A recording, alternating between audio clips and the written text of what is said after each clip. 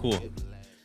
All right, what is going on, everybody? Welcome back to Friendly Fade Podcast, episode 2. If you haven't checked out episode 1, check the links down below. Go check out the profile. And don't forget, guys, like, comment, and subscribe. We got my dog, Nubs, over there. Yo. We got Kareem the Dream. Back for second two. And, of course, your boy, Chaos in the building. So I'm going to hand it off to you, Kareem. Let's get these topics rolling. Yes, sir. Yes, sir. Appreciate you, man. First and foremost, I'm going to apologize to our viewers for my mic for episode 1. We're better now. We're good to go. Appreciate y'all boys looking out for that. And appreciate y'all being patient. First thing, man, breaking news. Damian Lillard has been traded to the Milwaukee Bucks, boys. As Heat fans, I'm pretty sure we're all kind of hurt right now by this news. But before I get into it, Harry, I'm going to hand this over to you. What are your thoughts on this? I mean, when it comes to the trade itself, I wasn't too bummed out about it when I saw the breaking news, only because they've been ongoing with these talks for some time now. So I've kind of been just kind of sick of all the speculation and whatnot and kind of gave up on the whole Dame thing. So I wasn't too surprised in terms of that. I was more surprised that he was traded to a team that is like our rival, pretty much, a team that we see every single year in the Eastern Conference playoffs. And I mean, with the addition of Damian Lillard, these boys are primed to get to the championship every year for the next, 3 years, I would say. So, I mean, we'll see how that works. It's going to be interesting. They had to give away a couple key players, but I don't think there's really somebody that you wouldn't be willing to trade in order to get a guy like Dame Lillard. So they got the job done. Miami Heat couldn't seal the deal. So, I mean, what more is there to say? You know what I mean? No doubt, no doubt. Kyle, what are your thoughts, my man? What do you think? So for me, not much to put on top of that. I mean, I don't think they really gave anyone up that like wasn't like you wouldn't want to give up in order to get Lillard. They want to make some people on that team happy. They already had some key players in there, and now they're just like Harry said, primed to start kicking ass in the East, right? And then him and Giannis together could be an absolutely crazy duo out there on the court. So I'm actually, even as a Heat fan, interested to see how they're going to be playing. I mean, we're going to have no choice because we don't see them 20 times a year. So we're going to find out real quick. Just know that. Yeah, I agree, man. Yeah, I agree. And my thing on it, man, I'm mad because obviously I'm a Heat fan. We're Heat fans, and we didn't get him. That's my issue with this, right? Second thing, he got traded to an Eastern Conference team that, Harry, like you mentioned, we're playing every year for multiple times a year. And most likely we'll probably see him in the playoffs like we did last year. Again, we bounced him in the playoffs last year when we were big underdogs, and we still got the job done.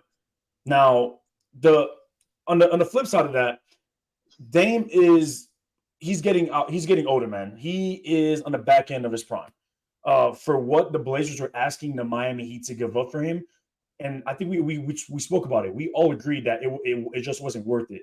They wanted us to give up all of our young core besides Bam and Jimmy, right? And I still didn't agree with it. I was like, no, because there are players that are developing like Caleb Martin and Tyler Hero that I think are big pieces in the Heat team and that are part of Heat culture. And they made it clear that he wanted to come to Miami all along. And now we get this news that, boom, he's going to Milwaukee. What's happened since that news that he wanted to go to Miami up until now? People are talking tampering from the Milwaukee Bucks. I don't know about that. I'm sure the NBA is going to look into it. But as a fan, as a Heat fan, I'm hurt. I don't like it for us. We're still going to compete regardless. Jimmy's a dog. He's a dog. The Heat culture's there.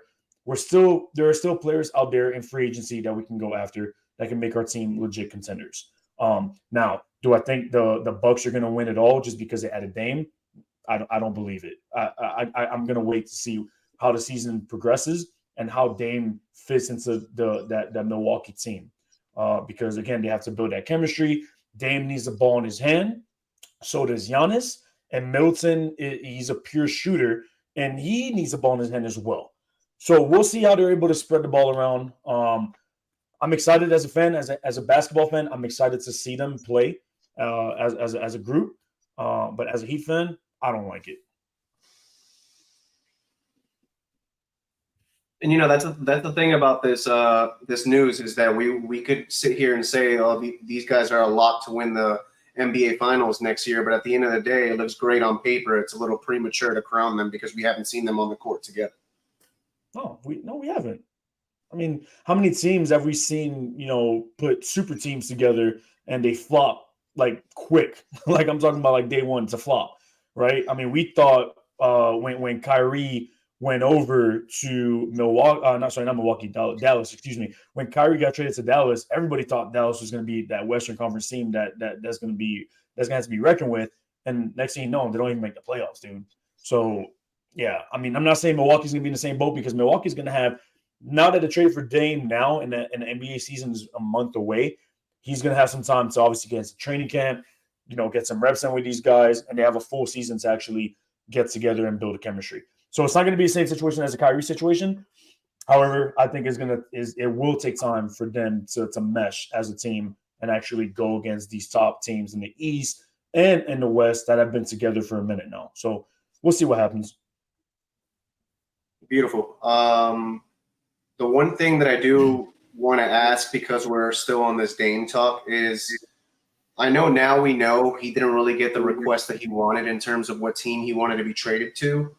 But in you guys' opinion, do you guys believe that he should have been able to pick the team that he wanted to go to, and that the Blazers should have complied with his request? I mean, it's a little hard to say that because if they can't come to an agreement with the Heat, then what do? Do we just give him up for nothing? So in my opinion, yeah, you want to make the player happy, and he did make his request to go to the Heat. But if the team can't find the right business perspective or business move out of it, I mean, I personally wouldn't have traded him. Interesting. How about you, Kareem? For me, I think, man, it gets tricky when it comes to pro sports, man, professional sports. We always talk about this, right? Do the teams owe anything to the players, and vice versa? Do the players owe anything to the team?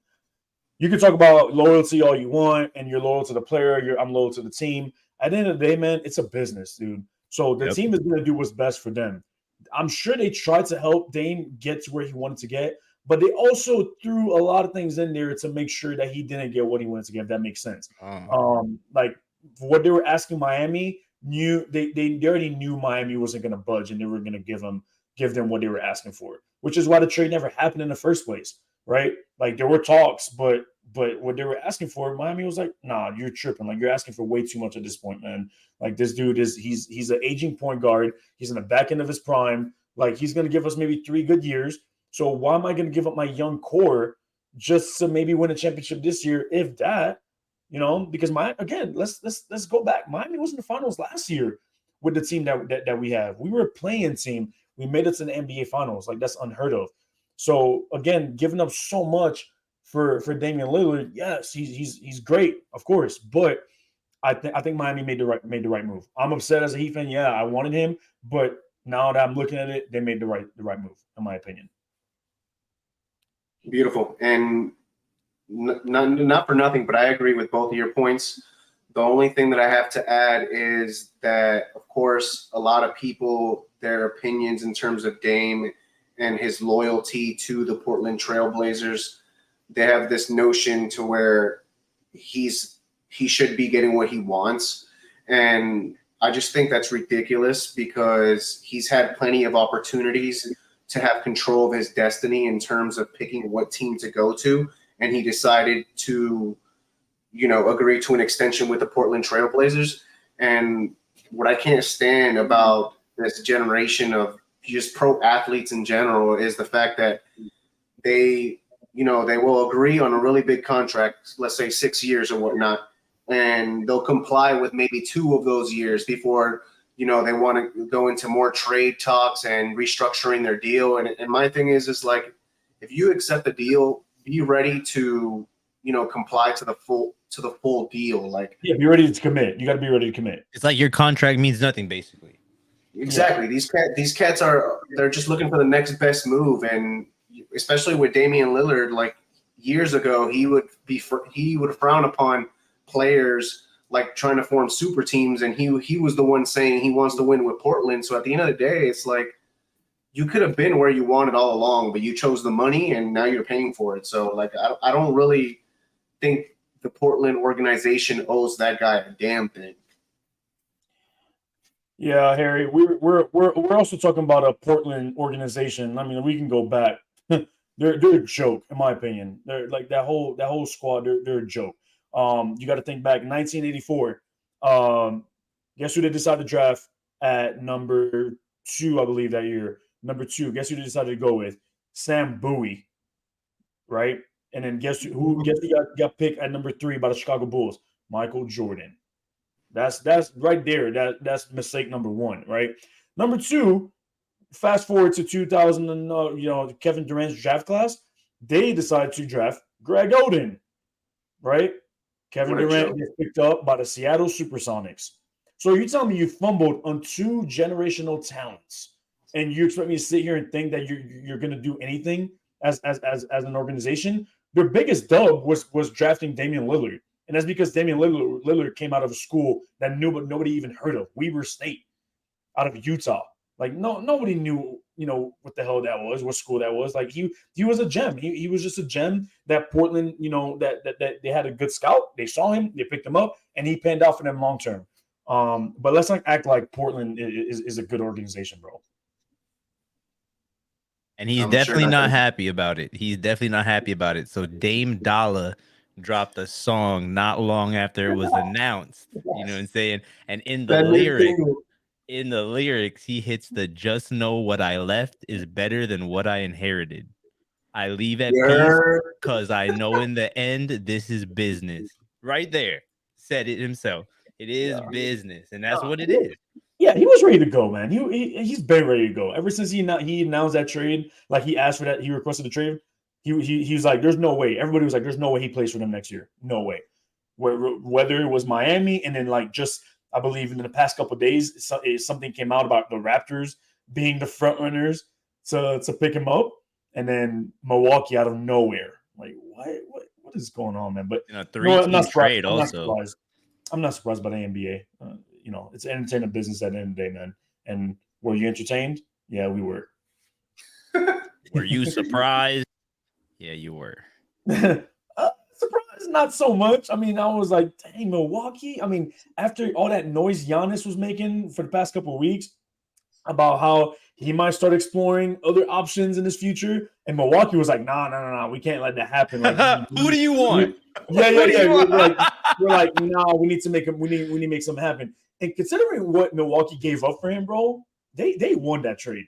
Hell yeah, bro. Drew Holiday and Grayson Allen, bro. You telling me you get to keep Giannis, Chris Middleton, and Lopez and Brook Lopez? Yo, that's a big dub for Milwaukee. So good for them, man. They probably needed it more than we did, anyway. Whatever. Nobody want to go to Milwaukee because they can only trade for these. They can only draft or trade for these players because no free agents are going to Milwaukee. Let's be real. It ain't Miami, dog. So kudos to them. But yeah. Anyways, boys. So last weekend was a great NFL weekend, man, especially for our Miami Dolphins. I was about to say they were swimming through that shit. We dropped 70 on them boys, on them Broncos. What did y'all think about the weekend overall for the NFL? Obviously Miami, like I mentioned. What was the most exciting game in your opinion? Fucking Miami.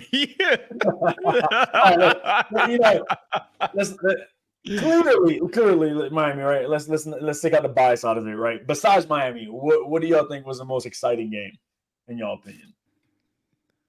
Harry, what you got? I'm gonna go with you, Harry. I'm gonna say that Indianapolis finish. Who'd they take down? The Baltimore Ravens. The Ravens. Yeah, I'm pretty sure they were able to get that field goal on a bad call, like a pass interference that wasn't called for the Baltimore Ravens. So they had to punt, which led to that drive to being able to give the kicker that chance to hit that game-winning field goal, and they got it. I mean, sometimes you got to take what's given to you and just take advantage of the opportunity, and they sure did that. So kudos to the Indianapolis Colts. I mean, I think a lot of people had, if there was going to be an upset, they believed that one had a bigger chance than any of the other games. So good game, man. Like I said, Lamar ain't like that, man. The Baltimore Ravens aren't like that. Yeah, and well, bro, let's talk about Lamar. My God, Mister, I need all the money. I want all the guaranteed money in the world, and then shows up. He gets paid, and then shows up the first 3 games of the season and completely shits the bed. Like, what is going on, man, with Lamar? Like, I mean, I don't even want to get too much into it, but these, again, another example of these players demanding these big contracts because they think they're worth it, and the minute they get paid, that production down the toilet, man. Yeah, don't got to work as hard no more. Right. Don't want it as bad. You got it. And then they want to get mad when these owners don't want to pay them. Like, the thing about the thing about that is that it's not even about their production going down for a guy like Lamar. It's the fact that I don't care how much money you're giving. At the end of the day, you cannot throw the fucking football. Everybody's given him excuses in the past that he didn't have the wide receivers to aid him, but he cannot throw the fucking football. And at what point are we gonna finally put a stamp on that? Because they make it seem like 5-6 years into his professional career in the NFL that he's going to get this arm that's just with the ridiculous accuracy and whatnot. The guy cannot throw the ball, period. I 100% agree with that, Harry. I've been saying that. I've been saying that since the beginning. When people were hype on Lamar in his MVP season, everybody was like, yo, Lamar's legit. He's all that, da-da-da. And I'm like, I still don't believe in that dude. His MVP season, the reason why he won MVP was with his legs, because he was killing dudes with his legs at MVP season. Once NFL teams got tape and they realized how to stop him from running, what did he turn into? Now he looked like Zach Wilson. Come on now. Like, yeah, Harry's right. It's time we start calling this man out. Like, he cannot throw the football. It is what it is. So let's not sugarcoat this. I mean, I root for Lamar, man. I wish him the best, but dude, you can't throw. You start get to throwing. Start working with someone, like find a quarterback coach that suits you and that can help you. But yeah, it's not working out for you, my man. I'm glad you got paid, though. That's all that matters. Yep. Got that check. I guess, but I also think that probably puts a negative stigma for the upcoming quarterbacks that might want to get paid. You know, and the owners might be like, you know what? After what I saw with Lamar, I might need a couple more years. So I'm going to franchise tag you a couple times before I actually go out and put my money out there for you. So yeah, he might have screwed over a couple of the quarterbacks on the road, man. But we'll see. The quarterback is the most important position on the field at the end of the day in the NFL. So they might be okay. It's not like a running back position. Like, you need a quarterback to win. And that's gonna be interesting to see if you're right in terms of giving that negative notion to like quarterbacks in the future, because I feel like contracts are given in the NFL, especially to these players for what they're capable of becoming, like their ceiling, instead of what they're actually worth at the time of the contract. Yeah. So this is why we see all these ridiculous contracts, and then they never end up being what the team hopes them to be. So that's how I see that. These contracts are just going to keep getting worse and worse. Yeah, these guys are getting paid based off potential, is what you're saying. Yeah, they're going to want to become. That's the word I was looking for. Yeah, I absolutely agree on that one, man. But to go back where you were asking me before, I think the best game besides the Dolphins game was the Cowboys game, and the reason why, because the Cowboys got exposed for what they are, which are they're frauds. These boys played 2 high school teams the first couple weeks, aka the New York Giants and the New York Jets. All right, everybody who knows football knows they're trash. Those teams are trash.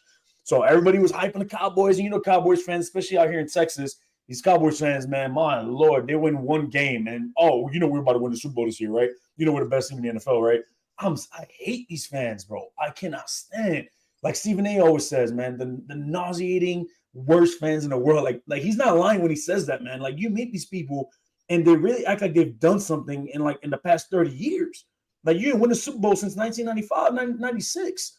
Like I don't want to hear it, dude. So yeah, I was happy that the Arizona Cardinals, out of all teams, like right, and who would have thought, out of all teams, the Cardinals, probably one of the worst teams in the league, or projected to be one of the worst teams in the league, beat the brakes off of you, being 12-point underdogs, and they beat you by more than 12 points. So how wild is that, right? So I was happy for that game. I'm happy now that the Cowboys came back down to earth, and now we know who they really are. And they're not the Eagles, and they're not the Niners. We're talking about NFC side. They have those teams to go through before we can even start mentioning the Cowboys as Super Bowl contenders. Couldn't have said it better. Goodness, I was looking at that game too. So you took the words out of my mouth. For sure. And just want to throw out there, boys. I know we talked about last week with Nick Chubb. Report came out this week. He only tore his MCL. So thank God for that, man. Speedy recovery to my man. And Godspeed to him. And all the rehab he's gonna have to go through. But it's not career ending. They said he's gonna be good. And MCL rehab's like what, 8 months? A year? Just about 8 months. Yeah. Okay. Yeah. So, okay. They're hoping. They're saying after all the tests that they've done, they've only seen damage to the MCL. When they go in for surgery, they're hoping that there's no other damage anywhere else. Damn. So it's still not for certain, because I'm just saying, like, just your MCL and watching that video. They're optimistic. They're optimistic that it's just MCL. Okay. Basically, with all the MRIs and everything they were able to do before actually going in, they said that it only looks like it's an MCL tear. So yeah. So I mean, that's good news at least, right? I mean, after what we saw the week prior, good for him. Good for him on that. So yeah, man. So we're gonna move on from the NFL, man. So this is something I've been talking about for, I want to say, since post-pandemic, right? And I travel a lot for work, personal stuff. I'm at the airport pretty often, and these past couple years, man, like what has been going on with the airline industry?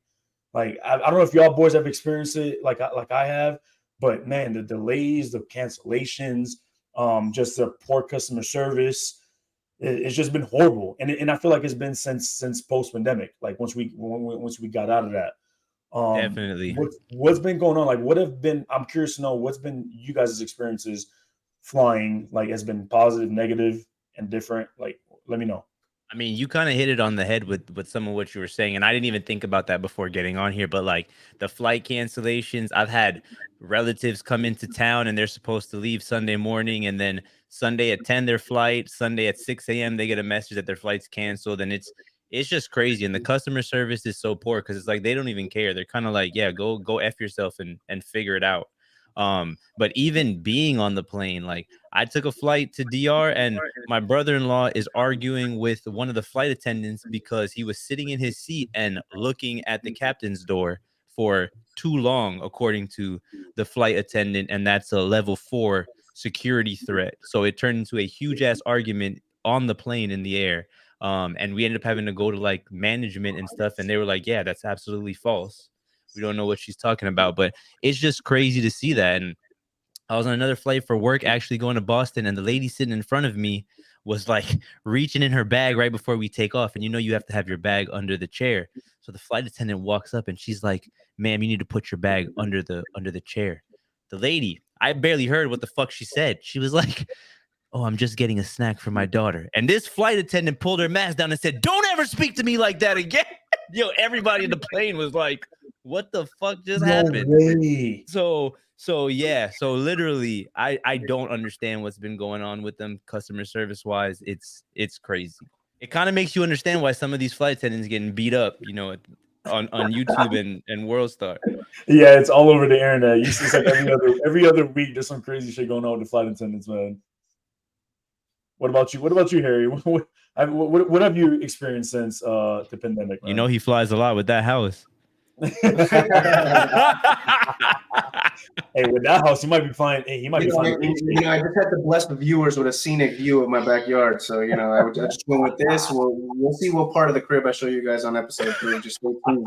Next So, time you you know, should show your private jet. you know what, I'll give you guys a tour one episode at a time. Just make sure to hit that post notification so you don't ever miss a part of my crib. I like it. What part will he show next week? Stay tuned. As far as the airline industry goes, though, like I think we're still going through those ramifications that we got from the pandemic itself.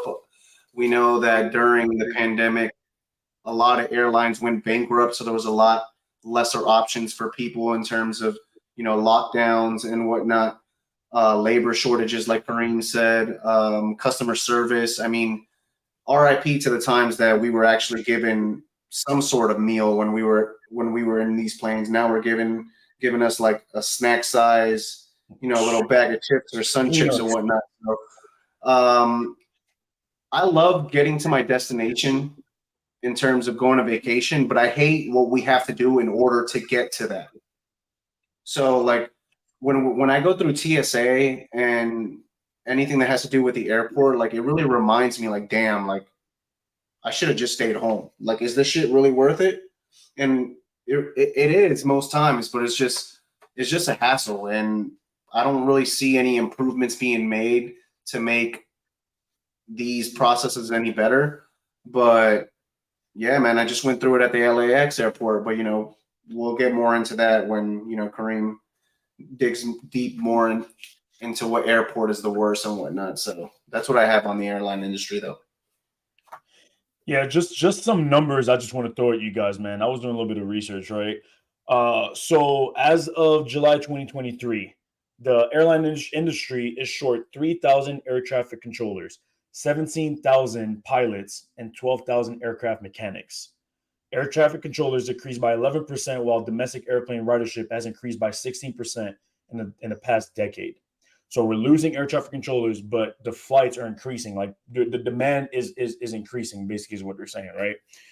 Since 2019, pre-pandemic, there's been a 374% increase of cancellations. Like, how insane is that? 374% increase of cancellations, man. Like that's crazy. 40% of delays are due to circumstances within the airline's control. So we're not talking about weather. We're not talking about things that the airline can control. Like, this is within the control, meaning a lot of times they don't have the crew, right, to man these aircraft. So they book these people on the plane. They put you on the plane, and you're waiting to take off, and they're like, yeah, the crew's not here yet, and we don't know when they're coming. So we're gonna need y'all to deplane and wait. Prime example of that. This happened to me, actually, Harry, when I was coming out to LA last month. So my flight was scheduled to leave 8 a.m. and around 1 a.m. I was asleep. So I'm waking up to about 5:30 to catch my flight, and I turn on my phone and I look at my phone and I have a notification from American Airlines, and they're basically saying, yeah, by the way, your flight has been rescheduled for 4 p.m. So I'm going from 8 a.m. to 4 p.m. And mind you, I have a connection in Phoenix to get to LA. So what does that mean? I missed my connection completely. So we know what they do? They rebook me to depart the next day now.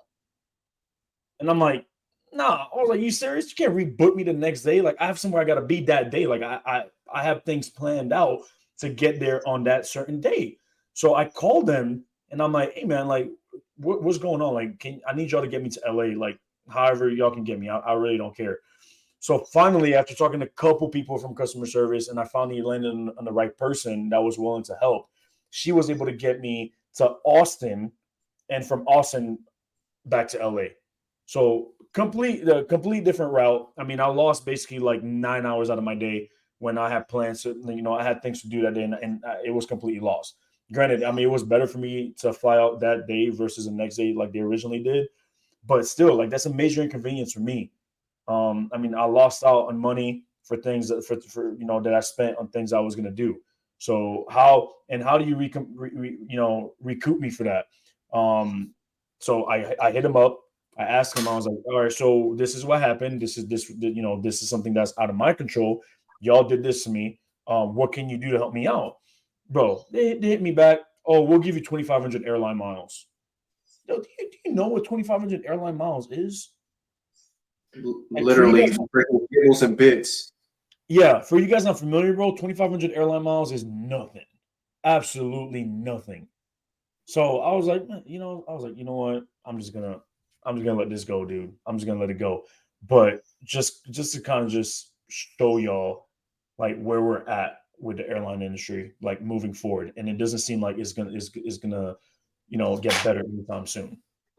Man, I had a similar situation. Well, kind of similar last year when I went away for work. I went over to Minnesota and they canceled my connection flight, which was in Maryland, but just sent me a text that, hey, your connection flight's canceled, but still had me booked on my first flight. So, the fuck am I supposed to fly there and sleep at the airport? Like, you would think some sort of customer service would tell you guys to like rebook my entire flight and not have me there for a day layover and then leave the next day.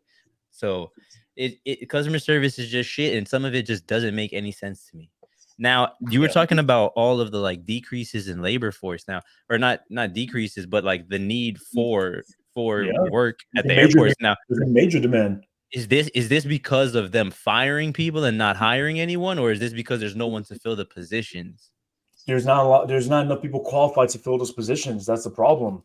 And obviously because during the pandemic, there was no demand for traveling, right? Because obviously we were locked down, you couldn't travel, So a lot of those people were, I believe, were laid off, and then a lot of them did not come back because they probably found something else that was probably better for them, and they're like, no, I'm not going back to that. So now the airlines post pandemic, they're coming out of the pandemic, the demand is coming back, and they can't keep up with that demand. So that, I think that's where we're at right now. I mean, I just gave you the numbers. It's insane. Yeah, It's but insane. that's crazy to me to think that there's that many open jobs and there's that many people, like there's no one qualified to fill them in the span of the COVID times. I feel like it's just airlines bullshitting and they just don't want to pay people, and it's we're just gonna cut wages and save money this way. And if we can't fill a flight, well, fuck it, we'll just send the crew home and cancel that flight, and we'll save them for the next one because then we can fill that flight. Because it's just hard for me to believe that there's nobody to fill all of these positions. Yeah, it's either they're not qualified or they just don't want the job. I think it's a combination of both. And recently, United Airlines pilots, they were like, "Hey, there's a pilot shortage, so you guys are working us overtime, so we're gonna need a raise." So they threatened to go on strike. I was just about to say, they threatened to go on strike immediately. United was like, no, you're not going on strike. What do you want? Yeah, we want to increase. I don't remember what the exact number was, but it was crazy. They're like, yeah, we want to raise, and they're like, say less, done, you're good. And now with that raise, that limits the money they have to bring in more pilots, because then those pilots are going to want a similar wage. So it basically just keeps those pilots working crazy hours, keeps United paying them. It's just a vicious cycle, honestly, because if they took that money and invested it into new employees and new labor, then they would eliminate the overworking of the current pilots that they have. Because how good is them overworking them? Like, that's the equivalent to overworking a doctor. Like, do I need him falling asleep while he's flying my plane? It's scary. Yeah, it's scary. I agree, man. Because now, like you said, they have less money to allocate. Less resources to allocate to these positions, which is why those positions are being left unfilled. So yeah, it is on the airlines, man. It is on the airlines. I'm not going to put this on the government per se. The airlines need to step up, and then let's not act like these airlines are not making money. Delta is the number one grossing airline in the world, not in the U.S., in the world. American Airlines has the highest fleet. Has the biggest fleet of aircraft in the world, in the airline industry globally. So let's not sit here and feel bad for these airlines and act like they don't have the money. All right, it's just corporate greed. CEOs want to keep money in their pockets. They want to keep their shareholders happy. And that's what it comes down to. So right now it's like, fuck the customers. Like they're gonna have to travel anyways. So what do we care? What are they gonna do? Take a private jet? We don't have that luxury. Some of us don't have that luxury. So again, we're complaining. Yeah, we're going to complain, and then they're going to hit you with 2,500 airline miles and shut you up like they did to me, and be like, yeah, keep it moving. And I'm be like, yeah, sure, I got to travel anyway. So what am I going to do? Yeah, and So, and that that's of course, just that's the bullshit about it. Because yeah, you're right. They act like they're doing you act like you're doing me a favor, and I'm not. Like I'm not paying you hundreds of dollars to fucking take this plane over there. So yeah, if one airline could figure their customer service out and kill it in that aspect, they would take over that market right there. for They sure, for sure. that's a huge window of opportunity. Yeah, and you have to understand how the airline industry works in America, bro. There are no other options to travel in the US because rails are not a thing No. like it is in Europe. The airline industry has monopolized the transportation industry, period. So we do not have other options. So again, this is why they can get away with this. They can keep doing this because what are we gonna do? Again, we can't afford private jets. And we're not gonna drive cross country, dude. Yep. Like a lot of us won't. So it's like, man, what are you gonna do? Pray, like you book your flight and you pray and hope you can get to your destination on time. I think Like, I'll be there on Friday at 10. yeah, yeah. So it became so bad to the point where, for example, if I have a meeting on a Monday morning for my job, instead of flying us out on a Sunday to make our meeting on a Monday, they started flying us out on Fridays and Saturdays instead, just in case flight got canceled, delayed, yada yada, whatever.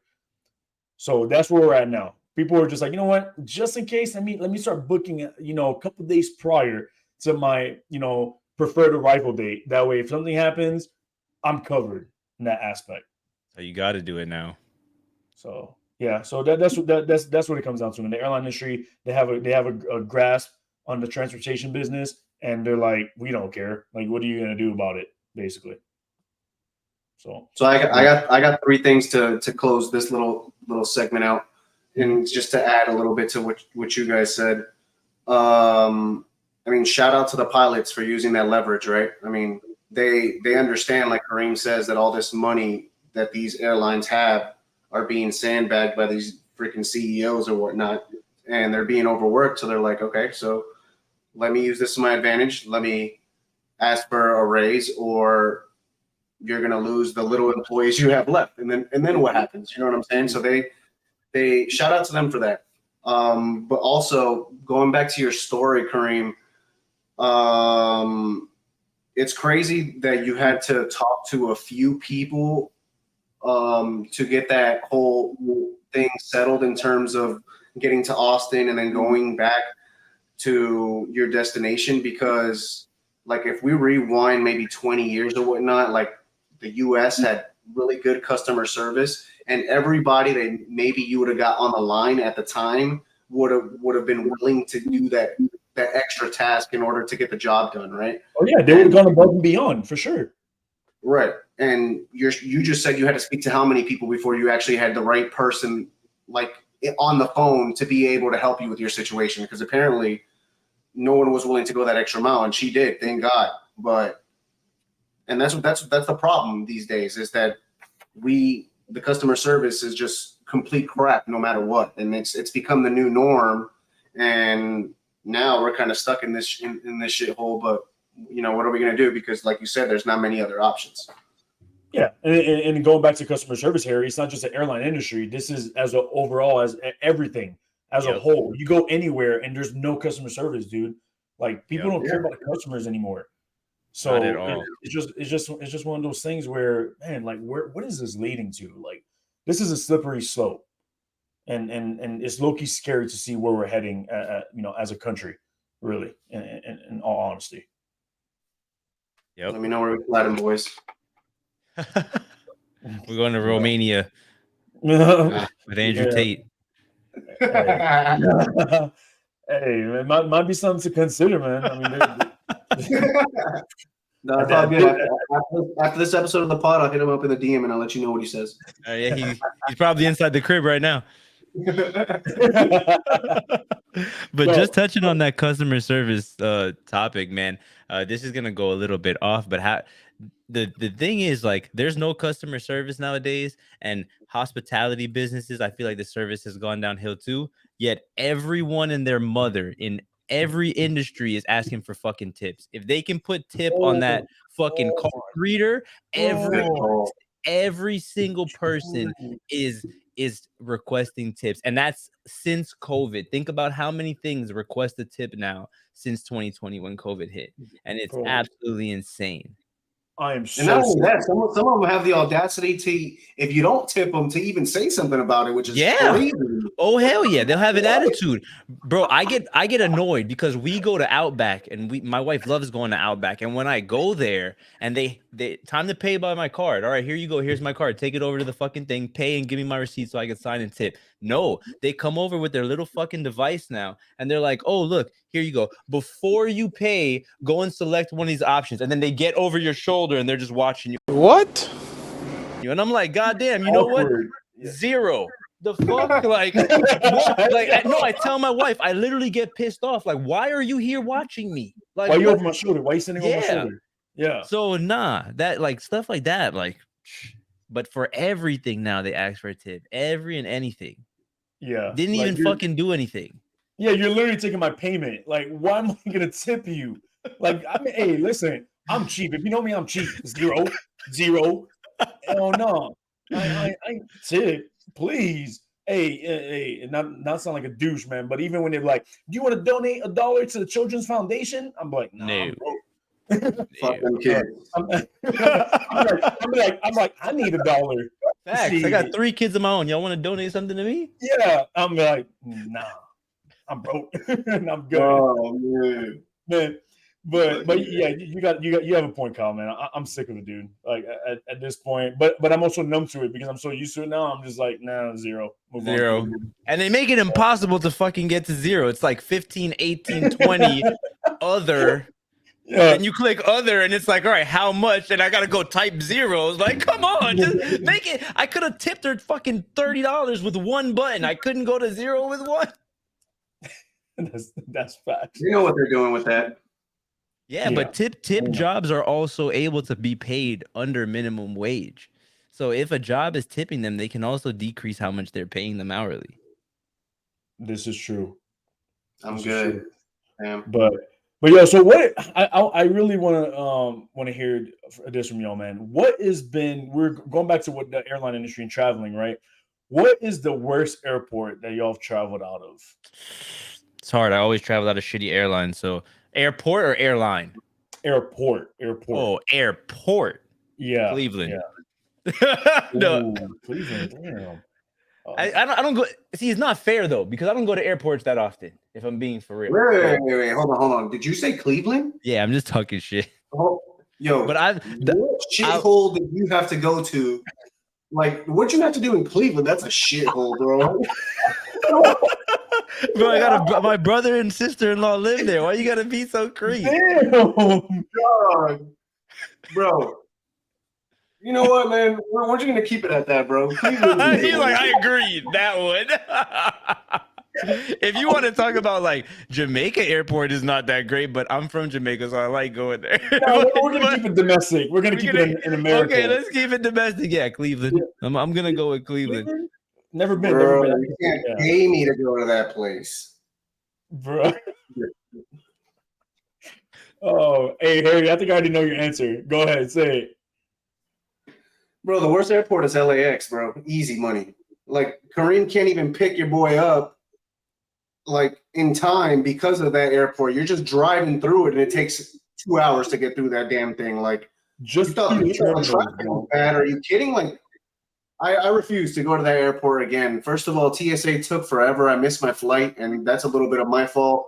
But A whole lot of everything was a hassle going through that airport, and I just want to completely avoid it as much as possible because that shit was a horrible experience, and it was one of those experiences where I was like, damn, could have avoided this shit if I would just stay my ass at the crib. And that's what it comes down to these days because I'm more at peace in my crib than when I try to freaking plan on a goddamn vacation. So Yeah. Honestly, I'm gonna have to say LAX and Orlando. No, those are like those, bro. those go hand in hand for me, man. And I'm gonna give you my experience with both of them. LAX is same situation that happened with Harry. I mean, we were there around the same time. And honestly, that was my first time at LAX. I'm not gonna lie to you. But that last time I was there, yeah, I'm gonna be like, yeah, that's probably one of the worst airports I've been to. So I get there, dude. I get there probably around like 9 p.m. ish. I get out, get my bag, and then get on. I'm trying to get to the rental car company, and the rental car is not on site with the airport. It's off site, so you have to get under what do you call it? The little buses, the shuttles. So the shuttle picks me up, and for the shuttle, by the time it picks me up from my terminal to even get to the rental car spot, that took like 45 minutes, dude. Holy 45 minutes just to get out the terminal. And I'm talking about we're stuck in that shuttle like sardines. Like I'm in there like, bro, I need to get out. I'm getting claustrophobic. This is crazy. So that was one of the worst experiences as far as like renting a car at an airport. Like horrible. Well, if we're talking about horrible like that, I'm talking about horrible like in comparison to how all of them look. But if we're talking about horrible like that, then fuck all that. I went to Logan. I went to Logan Airport in Boston literally a month ago, and holy shit, I don't ever go to the airport 2 hours early like everybody says. I'm so fucking happy that I did, because the line that I waited in to return my rental car was at least a fucking hour and a half. Then I got on the bus, the shuttle, to go over, and let's not talk about how long we were parked in one fucking spot. It wasn't a far drive. There was just so much traffic to get in that we were in one spot for like 30 minutes. People were missing their flights, getting off the shuttle, walking the rest of the way. That was the most like annoying experience as far as that goes. Fortunate for me, my flight got delayed more, so I still made it to my flight in time. Let's not even get into the TSA thing after that. Hey, that's what you got. You got to go ahead and pay for that TSA pre. It's worth it. I hear about that, and Clear also is another one. Yeah, let me tell you, I am getting that shit off rip, because I'm done dealing with this bullshit. Honestly, $78, and it's good for 5 years, I believe. Oh, I didn't know that. You see, and I'm just starting to travel more for work. Before I wasn't traveling that much, but I might have to. I thought it was like $78 for the year. I'm like, I'm cheap. I'll wait in line, listen to my headphones. Literally walk right through. Yeah, I travel way too much not to have TSA pre, bro. I would be sick if I didn't have it. Like that's because I see these lines and I'm like, nah, ain't no way, bro, ain't no way. But that was by the time. So going back to what I was talking about, I get the car right, and luckily for me, I was able to get my car pretty quickly. And by the time I'm, Harry lands, he hits me up, he's like, yo, I'm here, and I'm like, perfect, I'm in the car right now, I'm heading your way. I'm thinking I'm able to get this in like 5 minutes. Psych. Yeah. I pull up to where arrivals, Kyle. I'm talking about it was backed up like almost close to the highway just to get into arrivals to pick up this man. And I'm like, yo, it's going to be another 30, 45 minutes before I can even get to this man.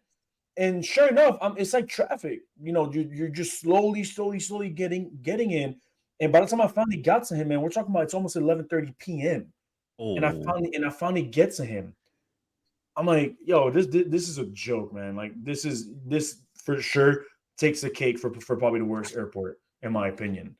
So on top Orlando, you know what? I'm gonna have to give the cake to LAX. Orlando is second, but LAX gets the top spot for sure. So I'm gonna say number one, thank you guys for putting me on, because I was trying to plan a trip for wifey to go to LA, because we're trying to do like a 1-day fly in, take her to the spot she wants to go and fly out. And now what you're telling me is I'm gonna spend 16 hours in traffic to get to and from the airport. There's no point in fucking going for the day, because I'm gonna just do a big U-turn. Yeah. So what the local what people that are from LA have told us is if you're gonna fly into LA, try to look into Harry. What was it? Was it Burbank? I think so. Yeah, that was the other one. Was an option. Long Beach is an option. It might be a little bit more expensive to fly into those airports because they're smaller airports. But it might save you time. Maybe it is worth it. Yeah, it would be to my benefit for sure. But I don't know how you say Orlando. I don't know how Orlando's even in the list. I live here and have to fly out of this airport every time, and I've never had any of that kind of shit happen here. I do hear sometimes that TSA can be a bitch, but I haven't gone there and had like TSA be crazy long. The most annoying thing I will say was finding their fucking terminals can be shitty with all the shuttles and going across. But that's about it. Yeah, which is why I changed my mind on it. I was like, you know what? Nah, I'm like, I'll give Orlando a pass, man. I'm gonna give it to LAX. LAX tops the list for me for sure. So I looked it up. LAX is number 3 on the list.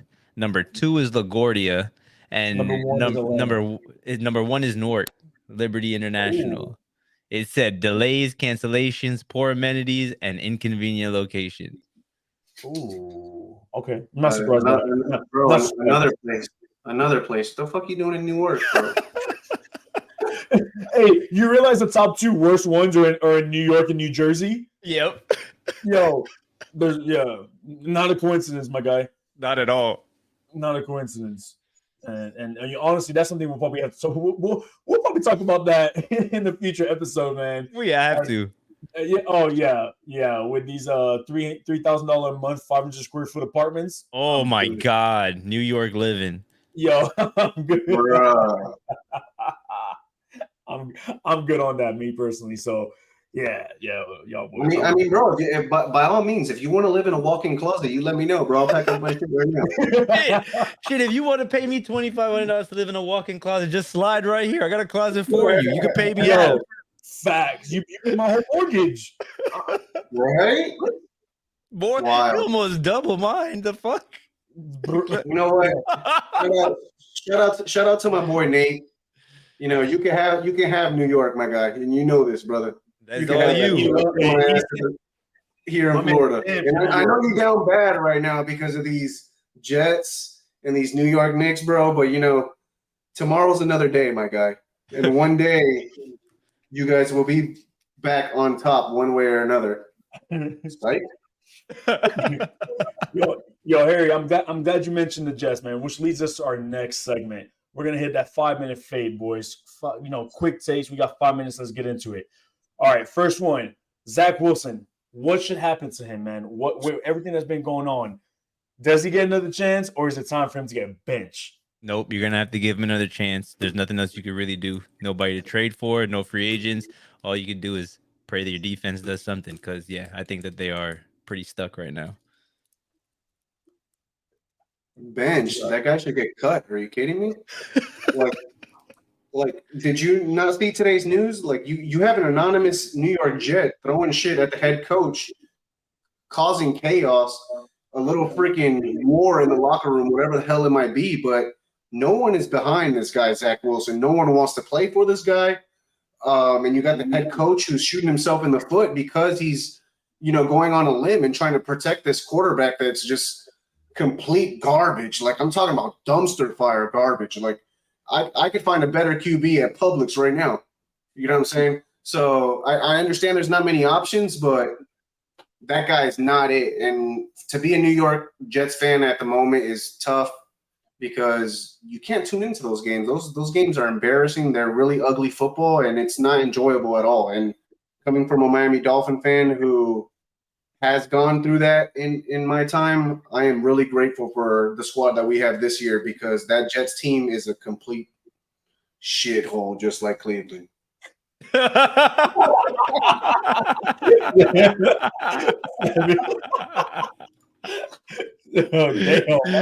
My dog coming for Cleveland's throat. Yo, I don't know what. Somebody hurt that man in Cleveland. I don't know who, but I'm coming for you, bro. Bro, my take on Zach Wilson, man. There has to be something better. You can't tell me Zach Wilson's the answer. So yeah, he needs to get benched. Yeah, he got to go, bro. I think they signed Jarrett Stidham yesterday, so they clearly know they need a replacement for Zach Wilson because Robert Saleh is losing a seam. The defense can't do it all. You can't expect the defense to score. That's not their job. And this is NFL. You got to put up points to win. So if you have any expectations for your team this year to win anything, then yeah, he needs to go. It's time for replacement. Joe Namath even said it. Like my man said, I've seen enough. It's time for a change. Facts. If Stidham is the next guy up, by all means, throw that guy in the game because you have absolutely zero to fucking lose at this point. Now that I hear what y'all have to say, I might have to change my opinion on Colin Kaepernick. They might just have to say yes to him. Come help him out or something. Oh Lord, speaking of my boy Colin Kaepernick, my man out here writing letters to the Jets asking to have an opportunity to get on the practice squad. What are y'all smart? He's smart. After everything that we went through in the whole timeline, I was like, he's a fucking idiot. And why would they want to say yes to you? But he's smart. He's a man that saw an opportunity, and he asked the same question that you asked about Zach, and he said, bench him or let me come help him. One of the two. Yeah, well, just to give a little bit of perspective to our viewers, man, talking about the timeline. Obviously, everybody knows 2016, he takes a knee. Boom, that happens. And then 20, that made national news. 2017, he decides he wants to restructure his contract with the 49ers. They say no. He opts out. Obviously, he doesn't get signed by nobody else after he opts out his own contract. 2018, he files a grievance suit against the NFL for basically blackballing him and for the owners colluding against him. Fast forward, 2019, he settles with the NFL. They paid him in. They say, hey, we're done with you. Go about your business. Go do whatever you want to do, man. Same year, 2019, I think later on down the road, that same year, the NFL, for the first time ever in NFL history, they decide they're going to hold a tryout for him and have all the teams come out. Probably leading up to that tryout, Colin Kaepernick decides, you know what?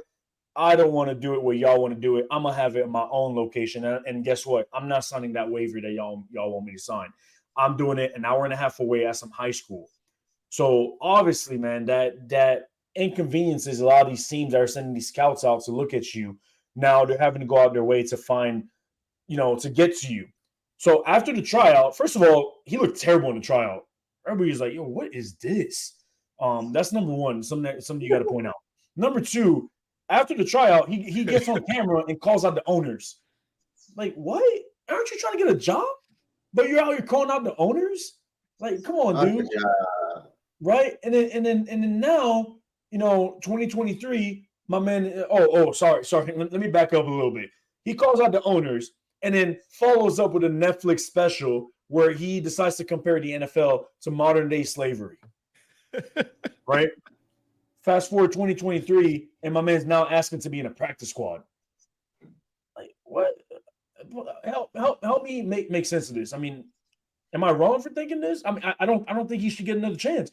I think he's sold out. Once he signed that agreement with the NFL and he settled, it was over at that point. It was over. You basically signed your rights away to ever play again. Because why would the NFL pay you after you sued them just for them to let you back in and be like, yeah, come back into our organization. You're more than welcome. Come on. What's even crazier is that not only does he want back in, but he has one request in order to come back to the NFL, even if someone does want to sign him, right? And what's that? He wants to be able to kneel, brother. You're joking. Please tell me you're joking. No. I'm just kidding, bro. It was in the letter, didn't you read it? We want to be able to just throw that up every single game, bro, just to keep, sending that message. And so just to give you guys a little bit more insight, right? November 18, 2019, on the morning of the workout, Colin Kaepernick and his representatives decided to move the location on short notice. Kaepernick's camp said it's changed the venues because the NFL was not allowing full transparency, specifically media access and suitable video recording at the Falcons facility. Kaepernick also objected to the non-standard injury waiver the league wanted him to sign. Only some of the team representatives who came to watch Colin Kaepernick follow him from the Falcons facility in Flowery Branch, Georgia, to the field at Charles R. Drew High School in Riverdale, Georgia. And that field I'm talking about was an hour and a half away from where the NFL wanted to have it. So whose fault is that? Yeah, that's bullshit. 100% on him in that sense. The NFL, going back to like I said, the history in the NFL, the NFL doesn't hold tryouts for anybody. Teams hold tryouts individually. The NFL put a tryout for the entire NFL, dude. Like, let's be real. But we can move on unless y'all got something else to add to Colin No, Kaepernick. I was just gonna say, like, I know you said you think like he was done once they settled in 2019, but I don't necessarily think he was done after that. I think that after this situation here with the right before the practice, couple hours before, wanting to try to change shit up, I think that's where he really was kind of like fuck Oh. you. And that at that point, like, I wouldn't want anything to do with him because it showed the NFL still was at least had some interest in him because they were doing that practice. Yeah, But after that, I think is where he fucked himself. Like, and I think, I mean, for all we know, the NFL might have been bullshit, and maybe they had no intention of signing him at all. Maybe it was like a PR move, right? However, they tried. I mean, right? We got to give them credit for that. They tried to put a tryout out there for teams to come out and see him. And like the article said, only a handful of teams actually followed him from the Falcons facility to that field. And I mean, do you blame the other teams that were like, "Nah, come on, man! Like, I'm not doing all that." Like, no. I came out here as a courtesy for the NFL to the NFL. So if you're asking me now to go out of my team's way to come look at you when we really have no interest in you in the first place, then why am I going to do that? Mm-hmm. You know? So, I mean, that's just my take on it. Like I said, I personally believe once he settled, a lot of people called him a sellout for that because he was pushing a lot of players to kneel with him. And a lot of players wouldn't do it because a lot of players realize that, man, if I kneel, I'm getting cut. I'm out of a job. And you can't be mad at those players, man. They have families to feed. They can't afford to lose their job. And he was pushing for that. So then when he finally settled, the players that did stand with him and took a knee, and then that basically never got signed by an NFL team after that, they took it as a slap to the face. They're like, damn, dude, like you really went and settled after all this? You could have at that point you just never take the knee in the first place. So, yeah, man. I mean, that's what happens when you send in Harvey and Mike, bro. You settle, bro. Harvey always settles, huh? That's a Suits reference for anybody that doesn't know, by the way. Catching up, all right. I'm catching up. Me and my wife been watching. I'm still season 4. But you trying to get lit up? About to get lit the fuck up. No, my favorite character by far. 100%. He's in some scary ass movie coming out, and I heard the voice. I'm like, wait a minute, is that who I think it is? It can't be Lewis. Yeah, like Lewis. Yeah, boy. So we're coming up at the end of the 5-minute fade. Last thing I want to throw out there. So Colorado went up against Oregon last weekend. They got destroyed.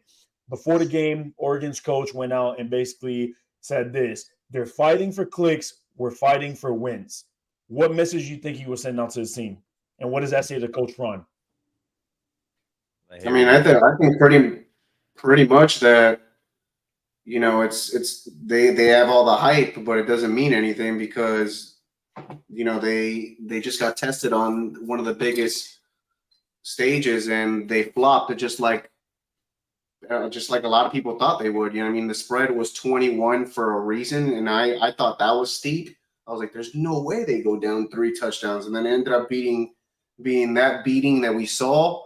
And I was just very surprised because I had some prize picks going on to where I had Shedeur Sanders throwing for at least 300 yards, even though he was going up against Oregon. I thought, yeah, maybe they wouldn't score, but I thought for sure he'd be able to throw 300 yards. And he came up short, and he was the one pick that I thought was going to be a lock. You know what I mean? So, yeah, I think the coach was a little envious that they're not getting any attention in terms of football, and they just went on the field and just sent a message that, you know, it doesn't matter about all these views. That's not going to help you on the football field. And they went out there and put a good old ass whooping on them boys. And we'll see how they respond because who do they have this week? USC. They got Caleb Williams, right? Yeah, they got USC this week. It doesn't get much harder than that. I mean, we'll see what happens. I don't think they're ready right now, but you know, it's a process. We can't really ask for too much. They've already exceeded expectations, so we got to give them time to develop. Yep, another Schlack and loading, that's for sure. But yeah, man. So Kyle, you got anything else to add to that, bro? No, I mean, he pretty much hit the nail on the head. They put their money where their mouth was. I mean, he proved that they came to play ball. They came to win. I don't think that that Colorado is, playing for clicks. I definitely think they're playing to win, and they've showed that in the first games that they're here to play. But I mean, like Harry said, they've done good so far, and let's see what keeps happening. No doubt, no doubt. All right, boys, we can move on for the 5-minute fade.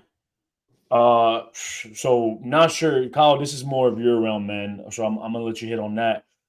Israel Adesanya just pleaded guilty to DUI in New Zealand a couple of days ago. And the DUI happened a couple weeks prior to his last fight. Just about a month exactly. August 19th, he got charged with the DUI. September 10th was his fight. Okay, yeah. So he just pleaded guilty. What are your thoughts on that? Man, I'm sorry. Number one, when you have money like that, why the fuck are you even drinking and driving around? These are the things that I don't understand in general. Whether it's a UFC fighter or a rapper, just anybody with status, any fucking body with money. Like, why? You could have a driver. There's other options of getting around. There's no need to get in trouble for stupid shit like this. But I mean, it can also be because what is he gonna? If I read correctly, the possible charge, if he's charged, is going to be 3 months or $2,680. And when you say that, like, he wipes his ass with $2,600. But mind you, for people that don't know, this was in New Zealand. This wasn't in the U.S. Yeah, this is in New So Zealand. their laws are a little bit less. They're a bit lenient on DUIs apparently, because in the U.S. you're not paying no fine for $2,600 and bouncing for a DUI. That's all it was? Yeah, he hasn't done it yet. But when I looked, it says he can either serve 3 months or pay a fine of $2,600 US dollars. Yeah, 2,680. Yeah. So, people getting DUIs left and right and wiping their asses with it. Then, yeah. But again, like I said, this was in New Zealand, Harry. This wasn't in the US. That's still surprising. Jesus, that's $2,600. That's not shit. Not at all. Especially for a guy like Israel Adesanya. Like, come on now. Like you said, he wipes his ass with that every morning. And what benefits him is the sport that he's in. He's in a sport that doesn't care about shit like that. And I don't want to say they don't care about it, but they don't take you off the roster because they don't even do anything. Like, they're just like, oh well, we hope he gets better and we'll see what happens from there. But like, nobody's gonna get cut for doing anything like that. Nobody's gonna be removed from a UFC roster. So shit like that, it's like it doesn't have any repercussions in that sense. So I guess my real question would be, do you guys think it affected him in his fight? No, I don't. Hell no. How? Why? Because my man got caught drinking and driving? No. Wait, this was before the fight? Yes, it happened exactly a month before the fight, which I'm going to touch on after you guys. Well, Kareem said his opinion, but he pleaded guilty 2 days ago. Yeah, but he was charged on August 19th was when he got stopped and charged. Right. The DUI happened a month prior to his fight. But yeah, my short answer, no, that did not affect the fight at all. What about you, Harry? I'm going to have to agree with that. I just think the game plan that Strickland brought that night was just it for him. And he got the job done. I don't think even if you ask Israel, he would ever tell you that this had anything to do with the fight, because I don't think he would take that approach because he knows he'd get dogged for that. But I don't think so. But I'm definitely interested to see what you got to say about it, though. So I'm not going to say that it specifically had anything to do with his loss or interfered directly, like because he was arrested, whether it be his mental state or not. But my thing is, if you're drinking, I don't know how drunk he was. I don't want to say he's getting drunk, but obviously you drank enough that you got pulled over. You obviously got noticed that you were intoxicated while you're driving, and that's a month before your fight. What does that say about your mental state and how serious you were taking this training camp if you're still doing this during camp? Because you had to be in camp at that point of time. There was no way that it was his off season. And not even doing it during camp. It's so far into camp. You're a month away from a big ass fight. That's 4 weeks. That ain't shit. Mm-hmm. So I understand if you're drinking, 3 months, 2 months even, but 1 month out from a fight and you're drinking. Yeah. That's pretty unprofessional, because I'd be completely locked into my training, my weight cut and whatnot, because I don't know how much weight he's losing, but maybe you're right. Is he going through something bigger that we don't know about? Because I mean, what are his intentions that he got so drunk? Like, what is the reason behind it? So that's what I would like to know. Yeah, you're drinking. Not only are you drinking, but you're making stupid decisions on top of drinking. It's not like you're sitting at home and you're drinking and nothing happens. You're drinking in public and you're driving on top of that, making stupid ass decisions. I mean, to me, it speaks in his character. Honestly, like I'm a fan of Izzy. I like him, but it speaks to his character, man. If you're not disciplined going into a fight at this point, maybe it's time to hang it up. Maybe you don't care anymore as much as you used to. Maybe that's what he's trying to tell us. Like, I'm done, man. He's lost his past 2 fights? More than that. I think it's like he's lost 5 of his last 7 or some shit like that. How much? Well, yeah, let me look at the overall. 4 out of his last 5 fights, bro. If I'm not mistaken. So again, like you're basically telling me that you don't care anymore, man. And if that's the case, then just call it. Just hang it up and give somebody else a chance, man, to come in and take your spot. So yeah. So let me see. So Adesanya has now lost 2 of his past 3 contests and is just 4-3 over his past 7 octagon. Yeah, that's what I was gonna say. Somebody else that I heard was the 5. Yeah, but 4-3 in his last 7. So that's almost a 50-50 record in his last 7 fights. If he comes back for a rematch with Strickland and loses, that's 50-50 in his last fights. Yeah. It might be time, dog. Yo, I'm putting a lot of blame on him as far as accountability is concerned, but where the hell is your team, bro? Like, I know you're paying a team, but then they can't keep you in check. Like, say you're doing some stupid ass shit during camp. Like, I don't like, again, I'm from the outside looking in, so I don't know the situation where he went to get drinks and whatnot. But he was with his family. He left his family, and that's exactly what I was waiting for you to finish. He left his family. He said he was out having dinner with his family, and after driving home was when he got arrested. Oh, okay, then it's not like he had bad intentions behind it, but still. I won't say bad intentions, but still, where is your discipline if you're drinking that close to your fight? And once again, where is your team, your family to tell you what the fuck are you doing this close to your fight? Yeah. Yep. Agreed. Good take. I like it. Yeah. But yeah, we can move on, man. And speaking of UFC, man, we got a big fight coming up. UFC 296, December 16th, featuring Tony Ferguson versus Paddy Pimblett. You guys excited about that one? What are y'all thoughts on that?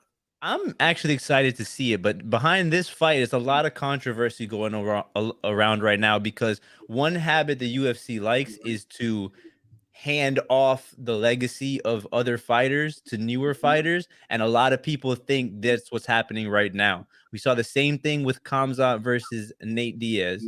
It was Nate Diaz. Yeah, Nate Diaz.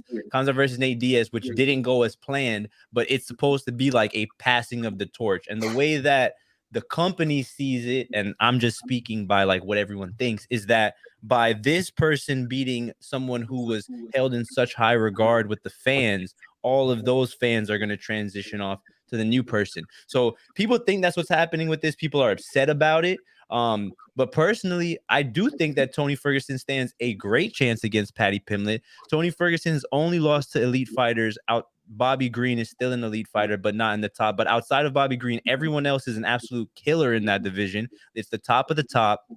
And Paddy Pimblett in his last fight, I thought looked horrible. I thought he lost that fight. 100%, I fucking thought he lost that fight. And I think now we're really going to get to see where's Paddy Pimblett at, and does Tony Ferguson still belong in the UFC? Go ahead, Eric.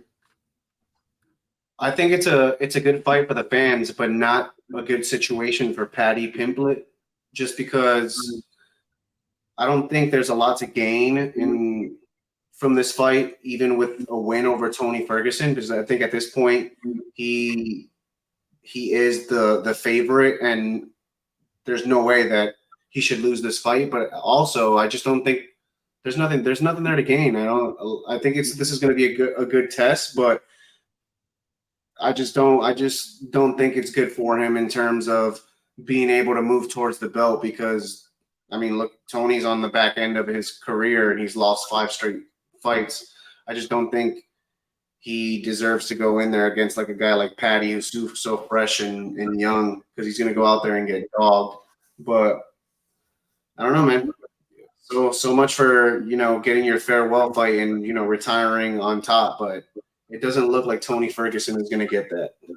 I mean, if we're being honest, bro, Tony Ferguson doesn't want to retire. That's number one. He keeps fucking coming out and saying it every time he fights, and I have to disagree with you. Paddy Pimblett is not as good as I feel like you're saying. Paddy Pimblett is the Sean O'Malley of fucking Liverpool or whichever part of where he comes from, of England, and it's all his name and the hype and the crowd that he brings. But I truly believe that if we see the Tony Ferguson that was in the Michael Chandler fight, if we see even in his past fights, he still looked good up to a certain point. Not so much with Diaz. I'm gonna knock that one, but he didn't look terrible. And like I said, he has losses to Justin Gaethje, then Charles Oliveira, then Beneil Dariush, then Michael Chandler. Absolute fucking killers in that division. It's not like it's the bottom of the barrel. And like I said, fucking Paddy Pimblett fought Jared Gordon for his last fight and looked like absolute dog shit and still talk like he did some crazy shit in the fucking octagon.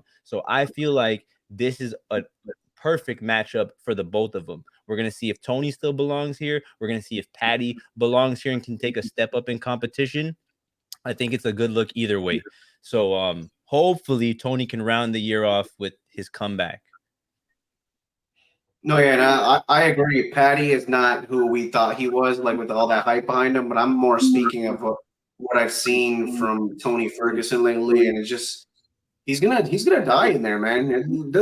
He doesn't look good in there. The way he moves is slow. Like this is a guy that we used to call the boogeyman, and now he's like a stepping stone. It's kind of hard to see. It's crazy how Father Time passes up on you so damn quick, like in a flash like that. So.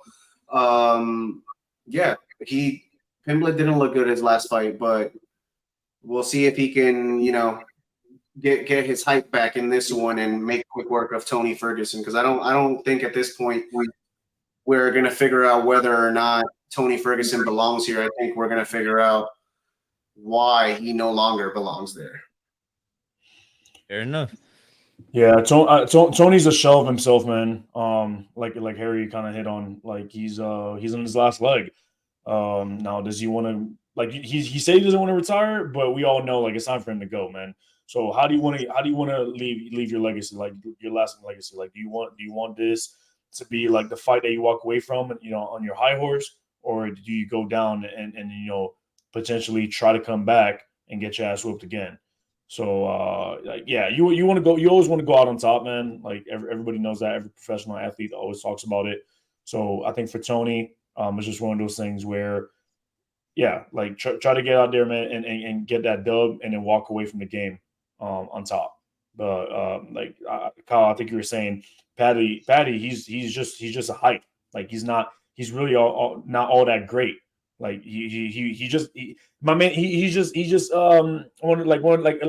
McGregor almost, like you said, like a Sean O'Malley. Like he's very marketable.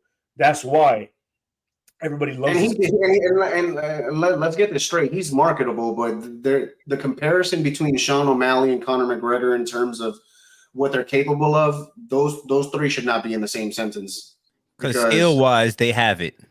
Exactly. Well, yeah, obvious for sure. I'm saying as far as a marketing standpoint. Okay, yeah. Like, yes, not skill. No. We're not talking about skill. We're talking about marketing. That's why I said he's very marketable, which is why there's a hype around him. When you hear Patty, you're like, well, okay, yeah, that's a fight I want to watch. For a casual like me, I hear Patty, I'm like, that's probably gonna be a good fight, right? So yeah, so that's basically what I'm saying. So you get Tony to fight, under the big stage against someone like Patty. Get out there, man. Do what you gotta do. Get that dub and then walk away from the game. Yeah, man. Looking at the people that Patty has fought, fucking Luigi Vendramini. I can't even tell you who the fuck that is.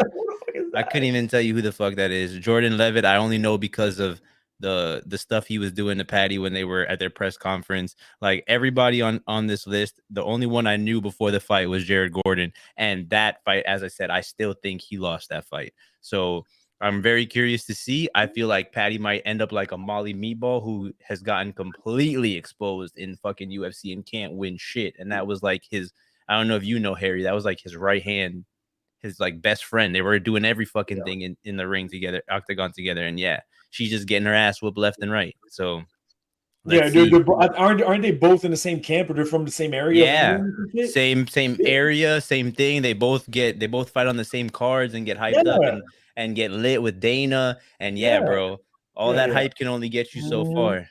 Yep, I'm telling you, man. I'm telling you, that's really all it is. But yeah, good. Y'all brought some good points, man. Some pretty good takes. But speaking about UFC, did you guys see over the weekend Fiziev tore his ACL? No. In that fight, right? In that fight, Nate? Yeah, crazy. He threw a kick and he fucking tore his ACL. I've never seen that in the octagon before, I don't believe. I don't think I've ever seen where somebody's done like that. Like literally, like he threw a kick and the leg he was standing on, he tore his ACL. How the hell? Yeah, because they thought he broke his leg because he kicked right on the elbow and then he just hits the floor and they just didn't say what it was. And then, yeah, he came back and said he tore his ACL. So, but he tore the ACL of the leg that he didn't use to kick the other guy with? Yeah, I believe on the rotation. Wow. What are the chances of that? Yeah, so now he's out and it happened in the second round. Could have been his body weight. All that body weight shifted to that one leg that was planted, and then just that, just like that, man. It's crazy how like these dudes like tear the ACLs. Like even watching NFL or NBA, non-contact injury, NFL, ACL torn. You're like, damn, what?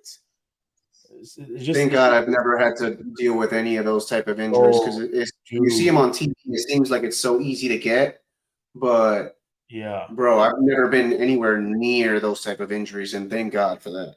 Yeah, you got to understand, man. The level that these professionals are playing at, man, like the pressure that they put in their joints and the kind of power that they're putting on it, man, it's not the same as us. Like we go out and play pickup ball like that. We're not turning ACLs playing pickup ball, bro. I mean, let's just be real. I mean, it can happen. I'm not saying it won't happen or it can't, but chances are. I mean, when I hit you with a cross, yeah, that ACL gone, Papa. Hey, I ain't crazy legs now. Don't play me. Boy, I'll dunk on your ass. Hey, stop playing with the audience, man. Stop putting lies to people, Harry. Stop. I'm not gonna tell you. This guy doesn't want the 1v1, boys. They don't want it. Yeah, ask Kareem about his all-time record against your boy. Right? You know what? That's a conversation for another day, my boy. We're gonna move on. We're gonna move on to the next one, man. This is probably one of my favorite topics for tonight. Question for your boys: should men ever be vulnerable with their female partners? I'm going last on this one. Kyle? No. I want to hear what Harry's got to say. I already know what he's gonna fucking say. I want to go last, bro. All right, I'll go after Kareem. I'll let Kareem start with that one. You want me to take this one? Go, yeah. So for me, man, I'm gonna say it depends. It depends on your partner. It all depends on your intimacy level with her. Like, do you trust her? Because once you open up, man, you become vulnerable. There's no going back from that because she's essentially she's gonna see a side of you that you don't show, and once you show that side, that's gonna be ingrained in her mind. And for a lot of men don't open up and become vulnerable to their partners because they feel like they're gonna be weak. They're gonna have that appearance of being weak. And obviously a lot of men don't want to seem weak. And to be fair, a lot of women don't like weak men, which is why a lot of men don't open up. So for me, the question is, should men ever be vulnerable? And I'm gonna say, yeah, you can.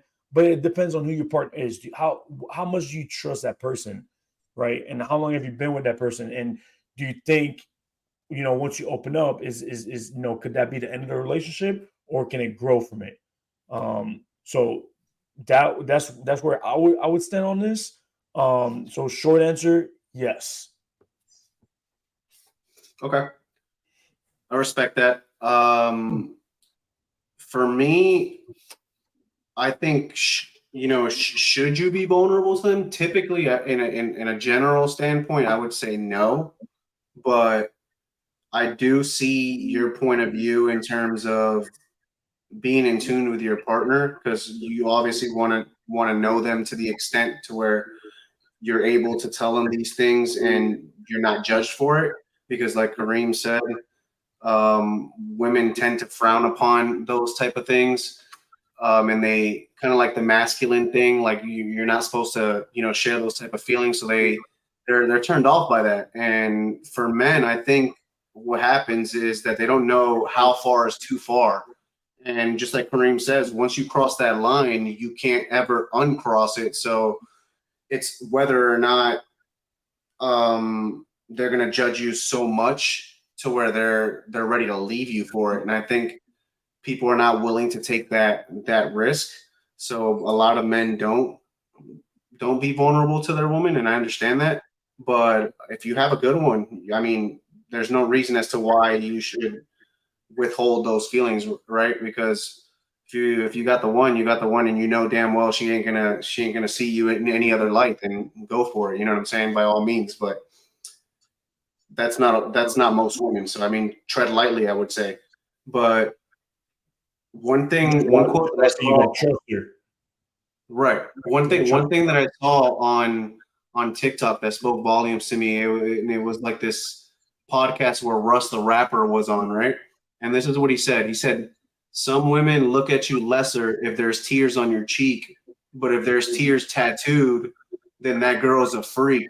So they're attracted to the pain unless they hear that pain speak, which is freaking crazy to me. When I saw that, the hairs on my freaking arms rose like with goosebumps, because that just spoke volumes to me, because it just shows that a lot of women don't want to hear that, and they like the scars, but they don't want to hear about the blood that seeps through them. You know what I'm saying? So it's just tough. Yeah, it's essentially what you're saying is be careful, man. Like, yeah, tread lightly. Right. If you're gonna do it, man, you better be 100% sure that this woman by your side, that you can trust her. Because again, there are some women out there that you can't, man. And once you open up like that, you might as well just call it a wrap, because the relationship will never be the same. She's not gonna view you the same. She just won't look at you the same way. And a lot of girls will always say, no, why don't men open up? Why don't men talk about their feelings? Because y'all don't want to hear that. Y'all don't want to hear it, which is why we keep it in.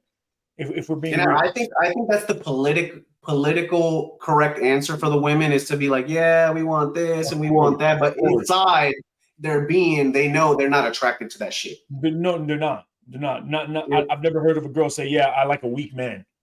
Like, no.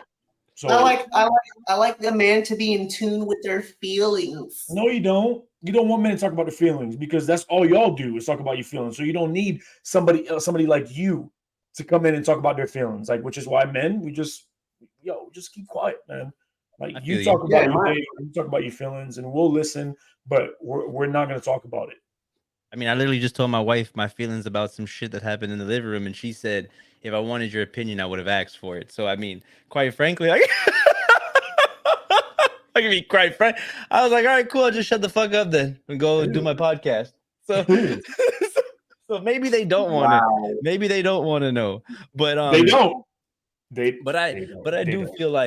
I do feel like you said, if we're gonna say, should someone ever be, or should a man ever be vulnerable with a female partner, then yes, obviously at some point, but it has to be the right partner. It has to be someone that exactly. It can't just be off the rip. It can't be any Sally Susie May that you go talk to at the bar. It needs to be someone that you have something with, that you feel like is actually going somewhere, because expressing your vulnerabilities to anybody in general leaves you very open, and one of the worst things that could happen is that individual using your vulnerabilities against you, and that could destroy you even more than what you already have going on personally. So it's about knowing what to express and if it's the right person to express it to.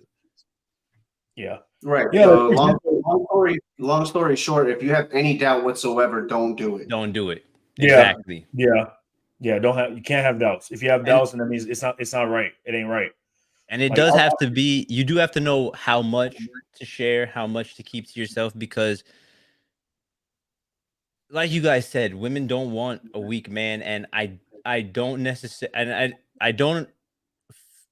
I do agree with the fact that like they don't want to hear all of that shit. Like, yeah, they say, "Oh, I want you to open up," but at the end of the day, when if you start to say or share everything or anything that's bothering you or any vulnerabilities, yeah, it does become a lot for them. So I do feel like as a man, you do need to take it on, find ways of dealing with whatever it may be, and then sharing some, but not everything.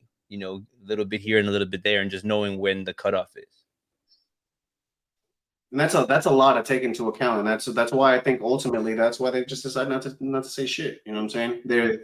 They rather go speak to their homeboy who most likely some shape or form has been in their shoes, because this might be a little bit more controversial, but I just don't want to talk to a female about male problems. It's like asking a plumber how to freaking unclog a toilet.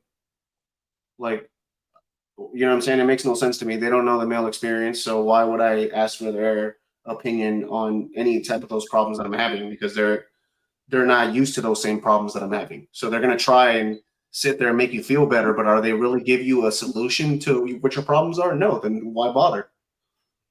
Yeah, but it can Harry, also give you another perspective on it because it's not just yours, and taking that into account could help you in some way, shape, or form. And there might be something you can take from it. And I don't feel like everything is going to be male specific, but I do understand there is certain shit that, like, yeah, I'm not going to talk to you about it because you can't help me in that situation.